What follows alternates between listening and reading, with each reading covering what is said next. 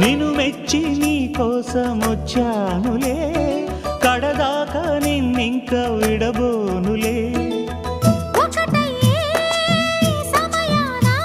ఈ ఆనందం అనుబంధం ఏ జన్మ వరమో అల్లుకుంది వల్లెవాటు చేరమంది చెట్టు చాటు.